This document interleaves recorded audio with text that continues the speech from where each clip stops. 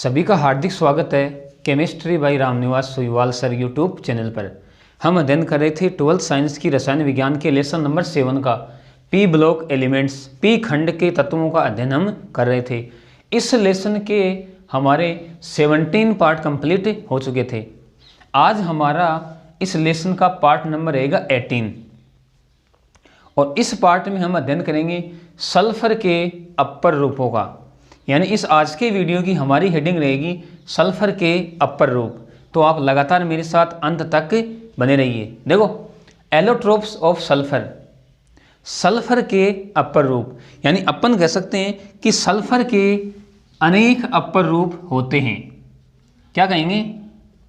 Sulphur के अनेक अपर रूप, सल्फर के अनेक अपर रूप होते हैं, अनेक अपर रूप होते हैं, जिनमें से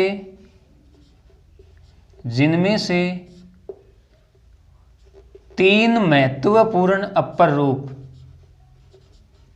जिनमें से 3 महत्वपूर्ण अपर रूप निम्न प्रकार हैं। अपर रूप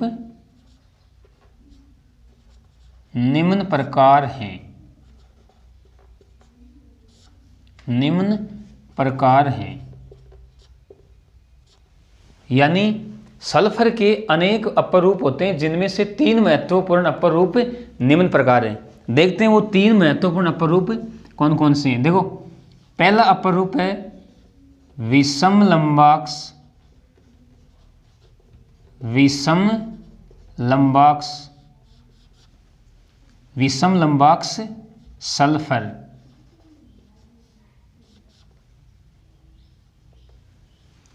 दूसरा है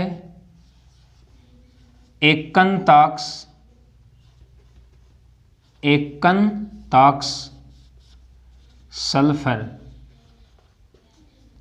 यानी विषम लंबाक सल्फर को हम कहते हैं रोम्बिक सल्फर। क्या कहते हैं? Rhombic sulphur, rhombic sulphur.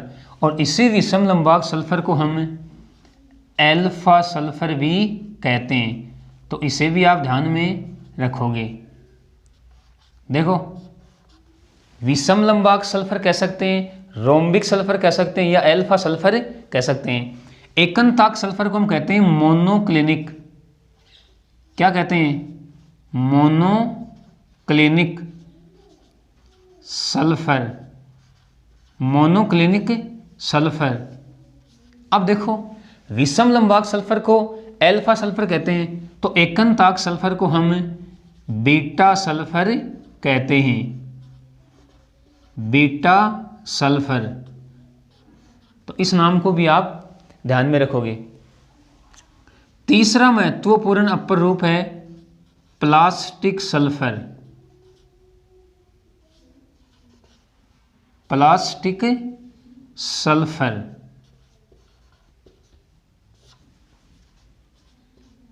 Plastic sulphur,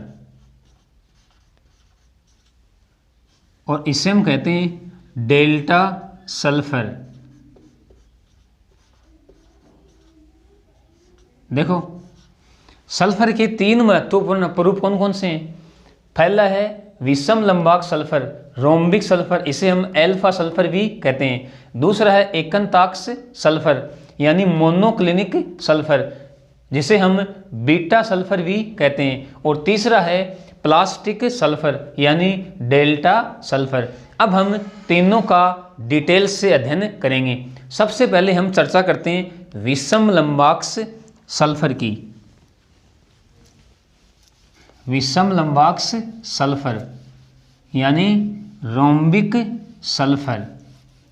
देखो, विषम लंबाक सल्फर को हम किस प्रकार से प्राप्त करते हैं? यानी अपन कह सकते हैं कि इसका निर्माण किस प्रकार से किया जाता है। तो सबसे पहले हम इसके निर्माण की चर्चा करते हैं। देखो हमारे पास सल्फर है, सबसे पहले हम इस सल्फर का कार्बन डाइसल्फाइड में क्या बनाएंगे, विलयन बनाएंगे। फिर उस विलयन का हम वाष्पीकरण करवाएंगे, वाष्पीकरण। तो वाष्पीकरण करवाने पर हमें रोम्बिक सल्फर प्राप्त होता है, रोम्बिक सल्फर। तो निर्माण की विधि क्या हुई कि सल्फर का कार्बन डाइसल्फाइड में विलयन बनाकर उसका वाष्पीकरण करवाने पर हमें रोम्बिक सल्फर यानी विषम लंबाक सल्फर प्राप्त होता है। ये तो हुआ इसका निर्माण। अब हम बात करते हैं इसकी संरचना की। संरचना देखो, संरचना में हम क्या कहेंगे, हम कहेंगे विषम लंबाक्ष सल्फर को, ध्यान से समझेंगे आप, विषम लंबाक्ष सल्फर को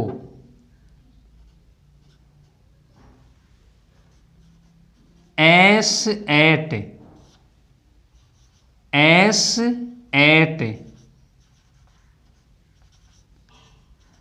इकाइयों के द्वारा, S8 इकाइयों के द्वारा दर्शाया जाता है, S8 इकाइयों के द्वारा दर्शाया जाता है। या अपन कह सकते हैं S8 के द्वारा, डायरेक्ट हम ऐसे भी कह सकते हैं कि विषम लंबाक्ष सल्फर को, विषम लंबाक्ष सल्फर को S8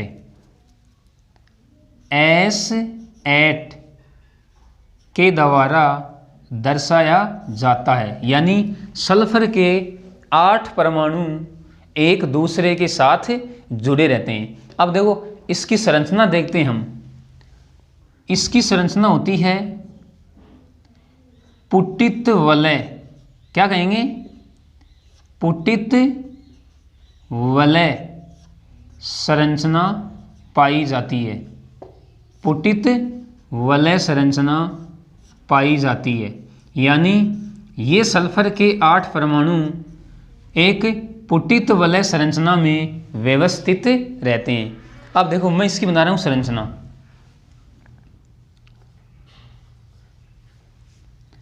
ध्यान से समझेंगे आप।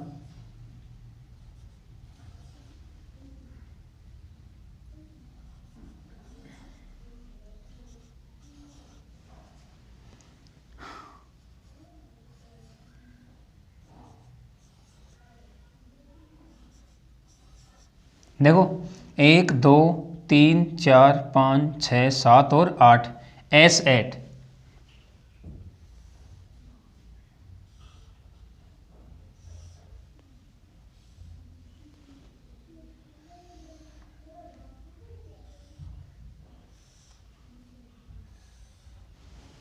इसे हम कहते हैं पुटित वलय संरचना। क्या कहते हैं, पुटित वलय संरचना। यानी ये संरचना क्राउन के समान है, ताज के समान, तो हम इसे क्राउन जैसी संरचना भी कह सकते हैं, क्राउन जैसी संरचना, क्राउन जैसी संरचना। अब देखो इसमें जो ये कोण है ये होता है 107 डिग्री का, और ये जो बंध लंबाई है ये होती है 212 पिकोमीटर, 212 पिकोमीटर। बंध कोण 107 डिग्री और बंध लंबाई 212 पिकोमीटर। ये संरचना है हमारी विषम लंबाक्ष सल्फर की। विषम लंबाक्ष सल्फर को हम S8 के द्वारा दर्शाते हैं। ये सल्फर के 8 परमाणु एक पुटित वलय संरचना में, पुटित वलय संरचना में, या हम इसे क्राउन जैसी संरचना भी कह सकते हैं। देख सकते हो आप 1 2 3 4 5 6 7 8, तो ये हो गई इसकी संरचना। अब हम इसके गुणों की चर्चा करते हैं। तो अब हमारी हेडिंग क्या रहेगी? विषम लंबाक सल्फर के गुण।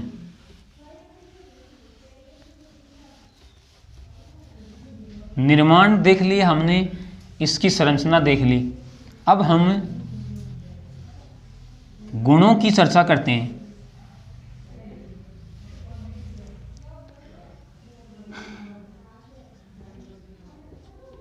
विषम लंबाक्स सल्फर, विषम लंबाक्स सल्फर के गुण। देखो, पहला गुण है इसका, यह पीले रंग का क्रिस्टलीय ठोस होता है। क्या कहेंगे? पीले रंग का क्रिस्टलीय ठोस होता है। पीले रंग का क्रिस्टलीय ठोस। दूसरा गुण अपन ले सकते हैं इसके गलनांक का। इसका जो गलनांक है वह होता है 385.5 केल्विन। और अगर इसके विशिष्ट घनत्व की बात करें, विशिष्ट घनत्व, तो इसका विशिष्ट घनत्व होता है 2.06 ग्राम पर सेमी क्यूब। देखो क्या बताया मैंने, यह पीले रंग का क्रिस्टलीय ठोस होता है, इसका गलनांक 385.5 केल्विन होता है, विशिष्ट घनत्व 2.06 ग्राम पर सेमी क्यूब। अगले गुण में हम इसकी विलेयता की बात करें। विलेयता, देखो क्या कहेंगे विलेयता में, यह जल में अविलय होता है। यह जल में अविलय, यह जल में अविलय होता है। और जो कार्बनिक विलायक हैं जैसे benzene, alcohol, benzene, alcohol, ether, benzene, alcohol, ether में आंशिक विलय होता है। आंशिक विलय होता है, आंशिक विलय होता है। लेकिन कार्बन डाइसल्फाइड यानी CH2 में पूर्णतया विलय होता है। पूर्णतया विलय होता है, पूर्णतया विलय होता है। देखो क्या कहा हमने, यह जल में तो क्या होता है अविलय, बेंजीन, एल्कोहल, ईथर में आंशिक विलय, और कार्बन डाइसल्फाइड CH2 में यह कंप्लीटली सोल्यूबल होता है, यानी पूर्णतया विलय होता है। अब देखो, अब एक स्टार लगा के लिखो आप। स्टार में हम क्या कहेंगे कि कमरे के ताप पर सल्फर का यह अपर रूप सर्वाधिक स्थायी अपर रूप होता है। क्या कहेंगे? कमरे के ताप पर, कमरे के ताप पर यह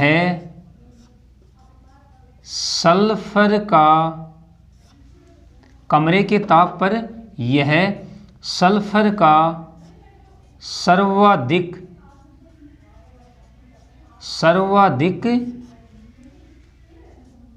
स्थायी अपर रूप होता है। सर्वाधिक स्थायी अपर रूप होता है।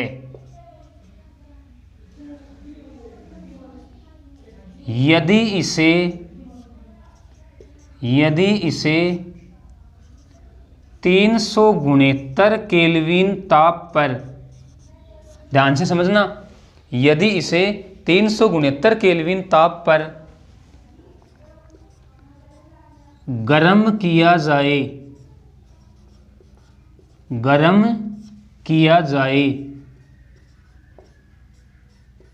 तो यह एकनताक्स यानी मोनोक्लिनिक सल्फर एकनताक्स सल्फर में परिवर्तित हो जाता है,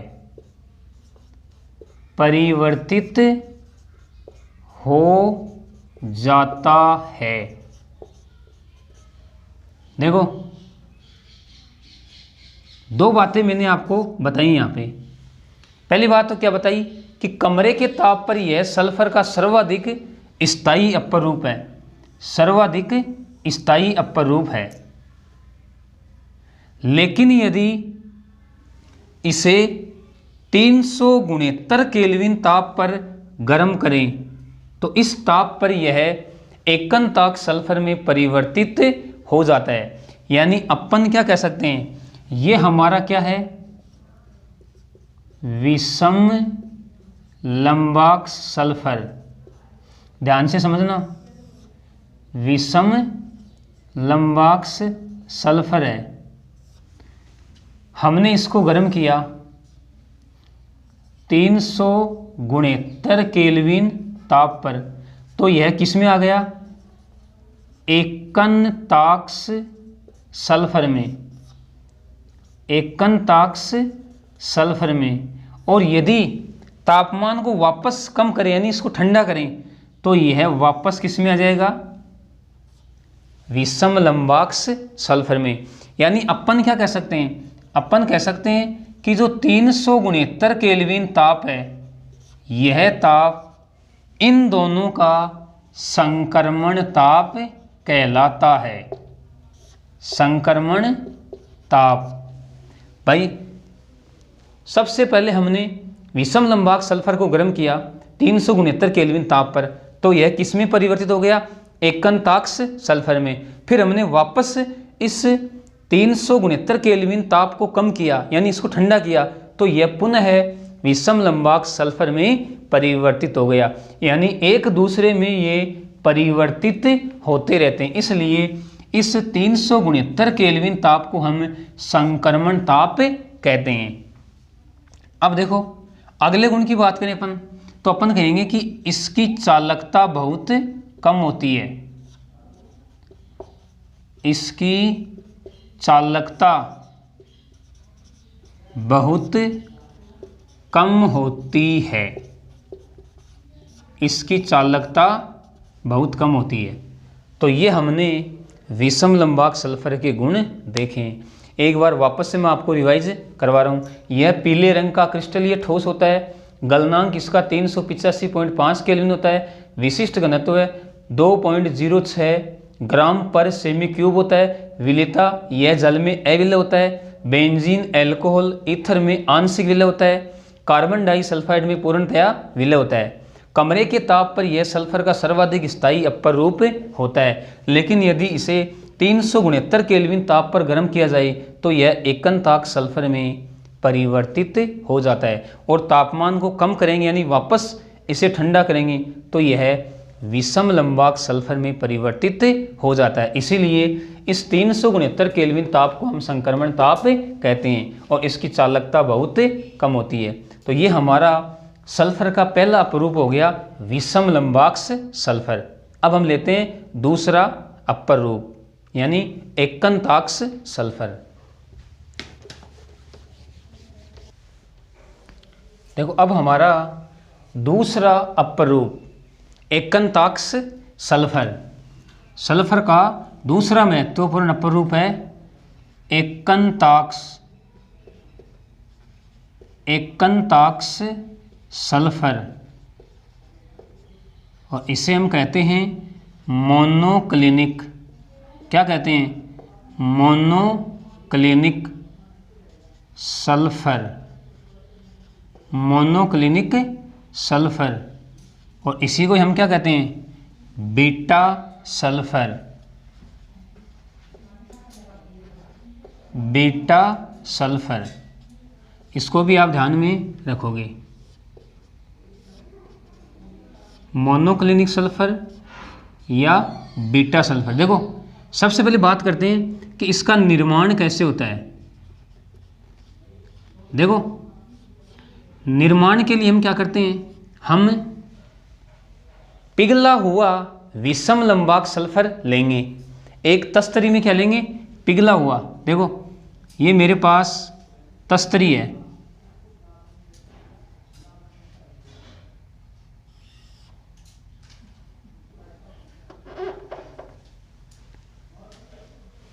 ध्यान से समझना आप।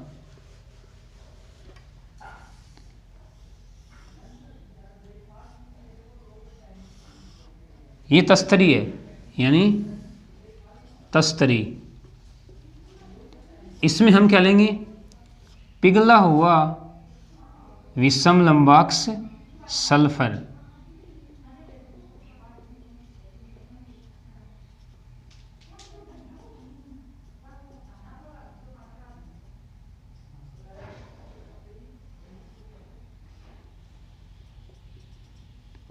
और यह पिघला हुआ विषम लंबाक्स सल्फर इस तस्तरी में फैल जाएगा।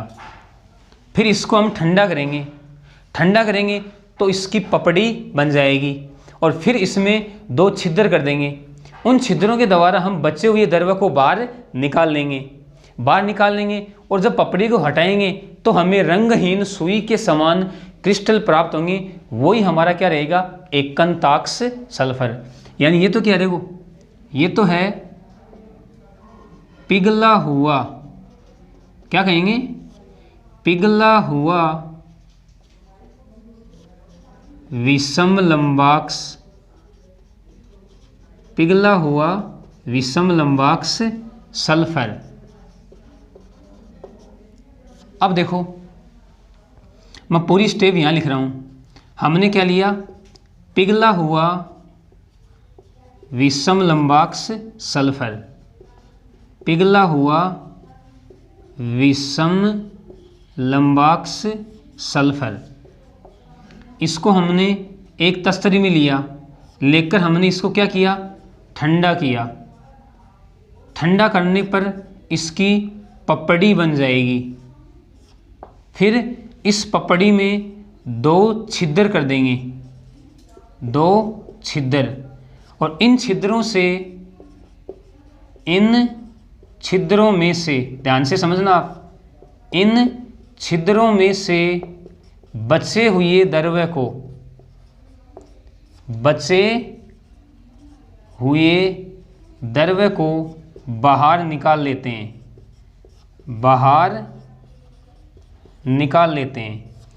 फिर पपड़ी को जब हम हटाएंगे, यानी पपड़ी को हटाने पर, पपड़ी को हटाने पर हमें रंगहीन सुई के समान, क्या कहेंगे, रंगहीन सुई के समान, रंगहीन सुई के समान क्रिस्टल प्राप्त होते हैं। रंगहीन सुई के समान क्रिस्टल प्राप्त होते हैं। और ये रंगहीन सुई के समान क्रिस्टल ही हमारा क्या होगा, एकंताक्ष सल्फर, एकंताक्ष सल्फर। तो देखो इसका निर्माण हमने किससे किया, इसका निर्माण हमने पिघले हुए विषम लंबाक सल्फर से किया। पिघले हुए विषम लंबाक सल्फर को हमने तस्तरी में लिया, तस्तरी में लेकर उसको ठंडा किया। ठंडा करने पर उसकी पपड़ी बन गई। पपड़ी बनने पर हमने इसमें 2 क्या किए, छिद्र किए। ये लो, यहाँ लिख दूं मैं, छिद्र। ये 2 छिद्र कर दिए। इन छिद्रों से हम बचे हुए द्रव्य को बाहर निकाल लेते हैं। और जब हम फिर इस पपड़ी को हटाएंगे तो हमें रंगहीन सुई के समान क्रिस्टल प्राप्त होते हैं। और ये रंगहीन सुई के समान क्रिस्टल ही हमारा क्या होता है, एकनताक्ष सल्फर।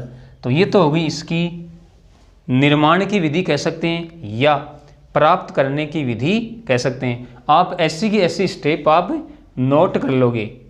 पिघला हुआ सल्फर तस्तरी में लेकर ठंडा करेंगे, पपड़ी बनेगी, फिर 2 छिद्र करेंगे, इन छिद्रों में से बचे हुए द्रव को बाहर निकाल लेंगे और जब हम पपड़ी को हटाएंगे तो हमें रंगहीन सुई के समान क्रिस्टल प्राप्त होते हैं। यानी यही हमारा क्या है, एकनताक्ष सल्फर।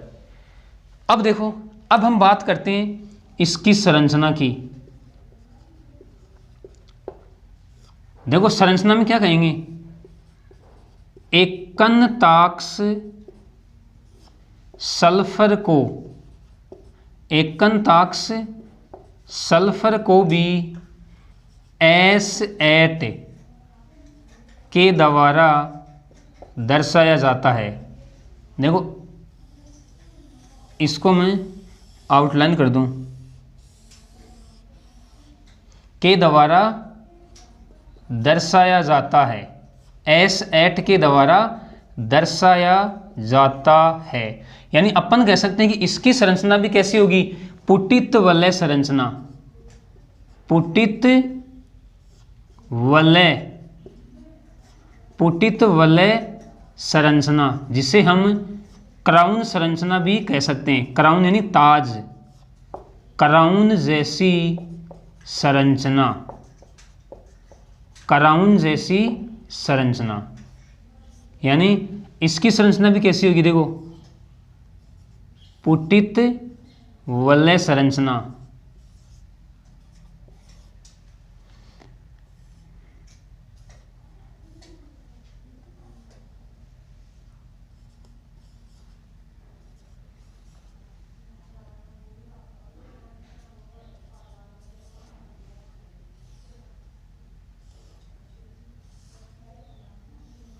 देख सकते हो 1 2 3 4 5 6 7 8, यानी इसकी संरचना भी कैसी है, पुटित वलय संरचना है, क्राउन जैसी संरचना है। यानी एकनताक्ष सल्फर को भी S8 के द्वारा दर्शाया जाता है। निर्माण हो गया इसका, संरचना हो गई। अब हम बात करते हैं इसके गुणों की। देखो गुण मैं यहां पे लिख रहा हूं। गुणों में हम क्या कह सकते हैं कि यह रंगहीन क्रिस्टलीय ठोस होता है, रंगहीन क्रिस्टलीय ठोस, रंगहीन क्रिस्टलीय ठोस होता है। इसके गलनांक की हम बात करें, गलनांक, तो देखो इसका गलनांक होता है 393 केल्विन। इसका विशिष्ट घनत्व है, विशिष्ट घनत्व होता है 1.98 ग्राम पर सेमी क्यूब। ये हो गया इसका विशिष्ट घनत्व है। अगर विलेयता की बात करें, विलेयता, तो हम क्या कहेंगे कि यह जल में तो क्या होता है, अविलेय, जल में अविलेय, लेकिन कार्बन डाइसल्फाइड यानी CS2, कार्बन डाइसल्फाइड में विलय होता है और 369 केल्विन ताप पर ये एक दूसरे में परिवर्तित हो जाते हैं। यानी हम कह सकते हैं ये हमारा विषम लंबाक्ष सल्फर है, विषम लंबाक्ष सल्फर। जब हम इसको गर्म करेंगे 369 केल्विन ताप पर, तो यह एकनताक्ष सल्फर में परिवर्तित हो जाता है, एकनताक्ष सल्फर। और जब वापस इसे हम ठंडा करेंगे यानी ताप कम करेंगे तो यह विषम लंबाक्ष सल्फर में परिवर्तित हो जाता है। यानी अपन कह सकते हैं कि 369 केल्विन ताप इनका संक्रमण ताप कहलाता है, संक्रमण ताप कहलाता है। तो ये हमारा क्या हो गया, एकंताक्ष सल्फर, मोनोक्लिनिक सल्फर, जिसे हम बीटा सल्फर भी कहते हैं। हमने इसका निर्माण देख लिया, संरचना देख ली। संरचना में हमने देखा कि एकंताक्ष सल्फर को भी S8 के द्वारा दर्शाते हैं। इसकी संरचना पुटित वाला संरचना होती है, क्राउन जैसी संरचना होती है।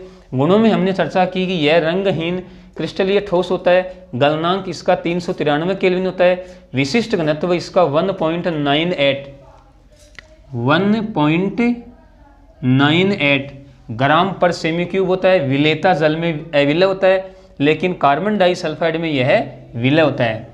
और 369 केल्विन ताप पर विषम लंबाक्ष सल्फर एकंताक्ष में परिवर्तित हो जाता है, और इसे जब ठंडा करेंगे यानी ताप को कम करेंगे तो यह पुनः विषम लंबाक्ष सल्फर में चेंज हो जाता है। यानी 369 केल्विन ताप पर तो विषम लंबाक्ष सल्फर एकंताक्ष सल्फर में परिवर्तित हो जाता है, और इससे कम ताप पर एकंताक्ष सल्फर विषम लंबाक्ष सल्फर में परिवर्तित हो जाता है। यानी 369 केल्विन ताप को हम संक्रमण ताप कह सकते हैं। तो ये हो गया हमारा दूसरा महत्वपूर्ण सल्फर का अपर रूप, एकंताक्ष सल्फर। अब हम लेते हैं तीसरा, plastic sulphur.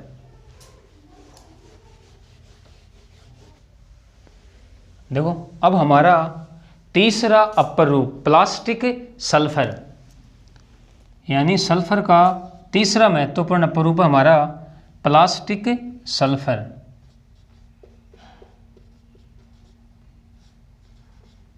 Plastic sulphur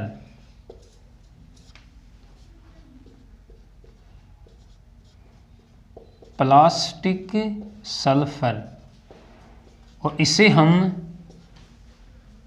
delta sulphur भी कहते हैं। क्या कहेंगे, डेल्टा सल्फर। देखो विषम लंबाक्ष सल्फर को हमने कहा अल्फा सल्फर, एकंताक्ष सल्फर को हमने कहा बीटा सल्फर, और प्लास्टिक सल्फर को हम कहेंगे डेल्टा सल्फर। तो इस नाम को भी आप ध्यान में रखोगे। अब देखो इसका निर्माण कैसे करेंगे। सबसे पहले हम इसके निर्माण की चर्चा करते हैं। देखो हम क्या करेंगे, जो सल्फर है उसको हम ठंडे जल में उड़ेलेंगे।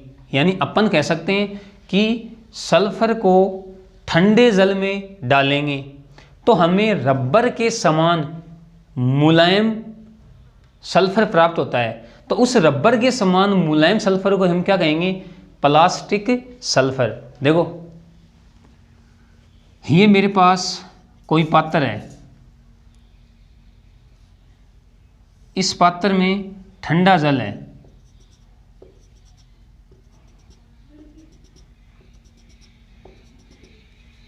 और इसमें हम सल्फर को डालेंगे।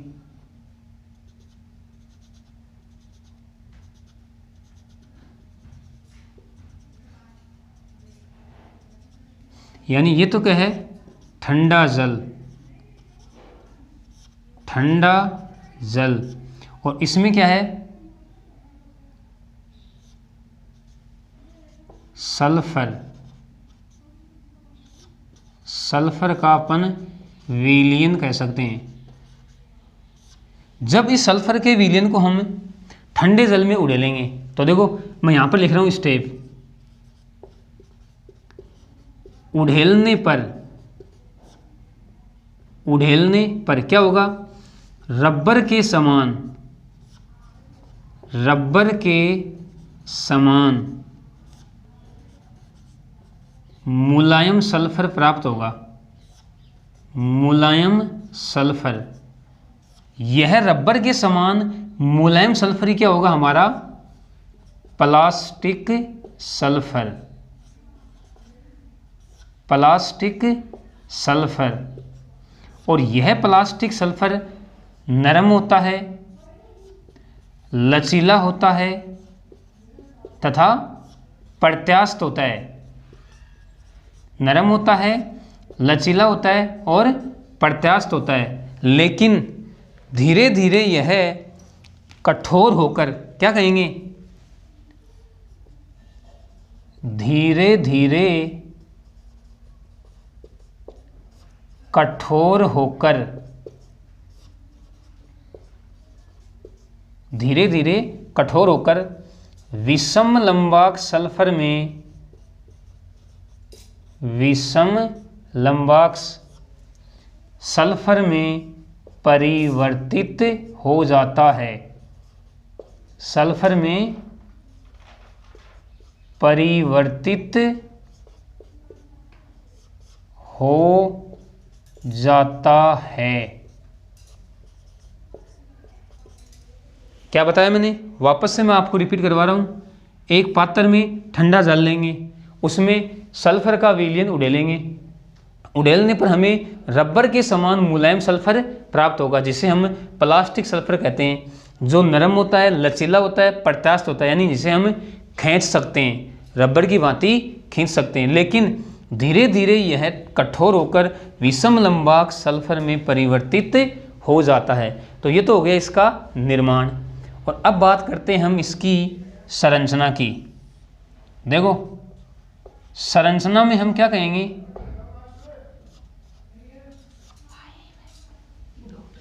संरचना में हम क्या कहेंगे?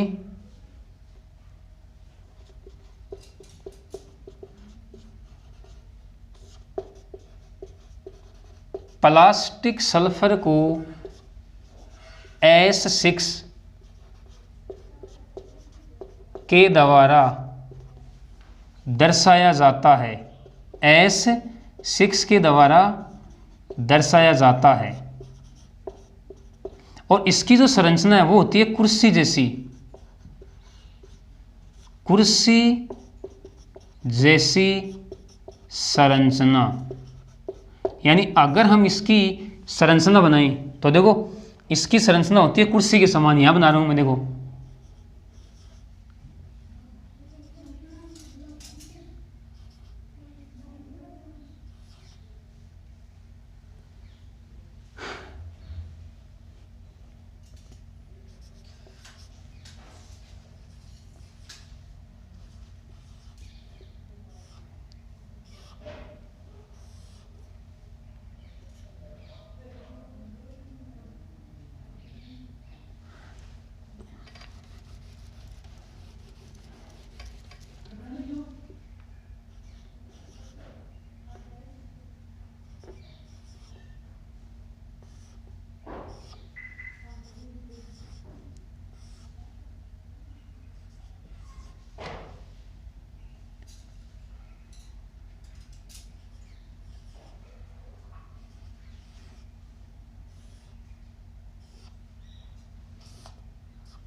देखो ये इसकी संरचना होती है कुर्सी के समान संरचना।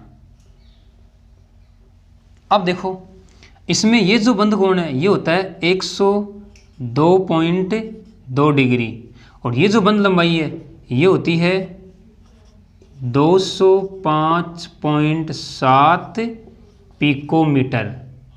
कितनी होती है? 205.7 पिकोमीटर।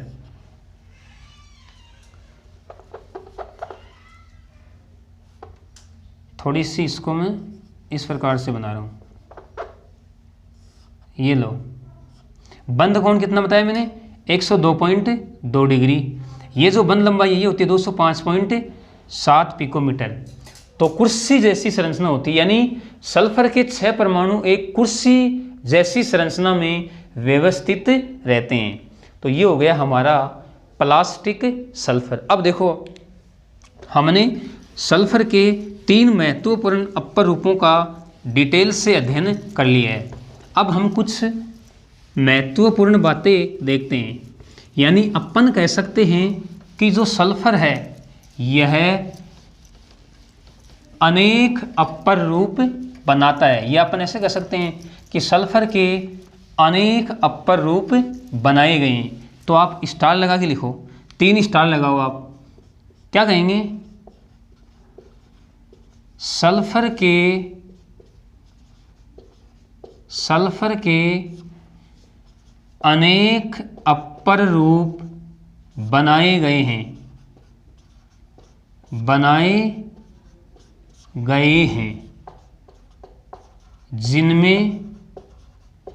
जिनमें सल्फर परमाणुओं की संख्या, सल्फर परमाणुओं की संख्या 6 से 20 तक, 6 से 20 तक होती है, 6 से 20 तक होती है। दूसरे स्टार में हम क्या कहेंगे कि लगभग 1000 केल्विन ताप पर, लगभग 1000 केल्विन ताप पर सल्फर S2 अपर रूप में पाया जाता है, S2 अपर रूप में पाया जाता है। क्या बताया कि लगभग 1000 केल्विन ताप पर सल्फर S2 अपर रूप में पाया जाता है, और यह S2 O2 की भांति, O2 की भांति अनुचुंबकीय प्रकृति का होता है, अनुचुंबकीय प्रकृति का होता है। इस बात को भी आप ध्यान में रखोगे, तीनों बिंदुओं को आप स्टार लगा के लिखोगे। देखो पहले स्टार में हमने क्या कहा कि सल्फर के अनेक अपरूप बनाए गए हैं, जिनमें सल्फर परमाणुओं की संख्या 6 से 20 तक होती है, और लगभग 1000 केल्विन ताप पर सल्फर S2 अपर रूप में पाया जाता है, और यह S2 O2 की भांति अनुचुंबकीय प्रकृति का होता है। तो ये हमारे सल्फर के अपर रूप कंप्लीट हो गए। यानी इस आज के वीडियो में हमने सल्फर के अपर रूपों का डिटेल से अध्ययन कर लिया है। तो इस आज के वीडियो के लिए इतना ही। ओके, धन्यवाद।